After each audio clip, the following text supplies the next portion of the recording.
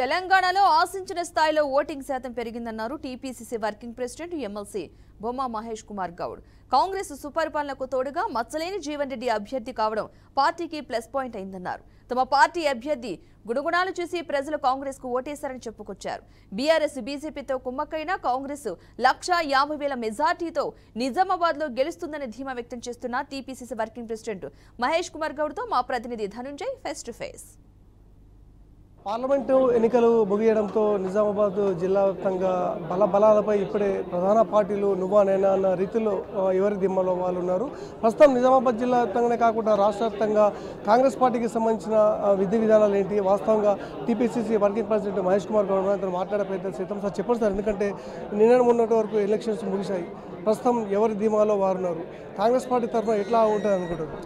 ప్రజాస్వామ్యంలో రాజకీయ పార్టీలు వారి ధీమాలు వ్యక్తం చేస్తారు, కానీ వాస్తవాలు కొంత గ్రహించుకొని మేము మాట్లాడుతున్న వల్ల వాస్తవాలకు దగ్గరగా మాట్లాడుతూ ఉన్నాం. ప్రజల నుంచి వచ్చినట్టు సమాచారం ప్రకారం ప్రజల నాడిని తెలుసుకొని మాట్లాడుతూ ఉన్నాం. ఇవాళ ఈ రాష్ట్రంలో మతం పేరిట, శ్రీరాముని పేరిట ఎంత ఉసుగొలిపినా కొంత యువత కలత చెందినప్పటికీ కూడా పెద్దతరం మహిళలు, పెద్దతరం మనుషులంతా కూడా కాంగ్రెస్తో భాషకు నిలిచినారు. దానికి కారణం ఏంటంటే రేవంత్ రెడ్డి గారి ప్రభుత్వం 4 మాసాల క్రితం ప్రజలు ఇచ్చిన వరం.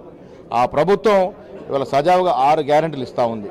దానికి తోడు ప్రజాస్వామ్య పద్ధతిగా ప్రజాపాలన అందిస్తూ ఉంది. ఇవాళ ప్రజలు అనుకుంటా ఉన్నారు, 10 ఏళ్ల సంఖ్యల వారి నుంచి మేము బయటపడ్డాము, రేవంత్ రెడ్డి గారు ముఖ్యమంత్రిగా వారి నేతృత్వంలో ప్రజాపాలన జరుగుతున్నట్టు కొన్ని ఆశను వ్యక్తం చేస్తూ ఉన్నారు. సో ఈ పాలన సజావుగా జరగాలంటే రేవంత్ రెడ్డి గారిని బలపరచాలనుకున్న ప్రజలు కాబట్టి ఇలా మెజారిటీ స్థానంలో కాంగ్రెస్ పార్టీ కట్టం పడుతూ ఉన్నారు. మతం పేరిట యువతని కొంత చెదరగొట్టినప్పటికీ కూడా మాకు మెజారిటీ ఓట్లు పోలైనని మేము అనుకుంటా ఉన్నాం. టీఆర్ఎస్ పార్టీ కూడా లోపాయకారిగా బీజేపీతో కొంత ఒప్పందాలకు వచ్చి వారి ఓట్లు కూడా వారికి వేయించే విధంగా నాయకులు ప్రలోభ పెట్టినప్పటికీ కూడా ప్రజలు మాత్రం కాంగ్రెస్ నిలిచారని మేము అనుకుంటా ఉన్నాం. దాని కారణంగానే ఈ రాష్ట్రంలో 12 సీట్లు గెలుస్తాము కనీసం.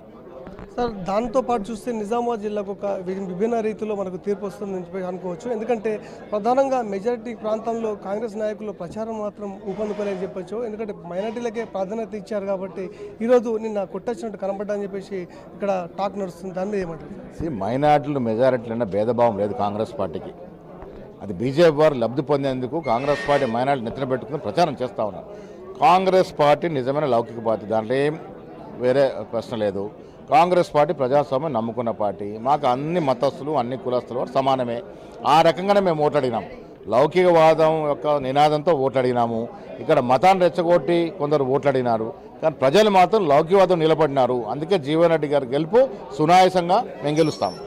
Thank you very much sir. ఇది ప్రస్తుతం చూస్తున్నాం. ఎందుకంటే జీవన్ రెడ్డి గెలుపు మెజారిటీ స్థానాల్లో కాకుండా మైనారిటీ స్థానాల్లో సైతం ఈరోజు అన్ని ప్రాంతాల నుంచి కాంగ్రెస్ పార్టీకి పూర్తి స్థాయిలో మద్దతు లభించిందని చెప్పి చెప్తున్నారు. కెమెరా పర్సన్ సాయితో ధనుంజయ్, బీఆర్కే న్యూస్, నిజామాబాద్.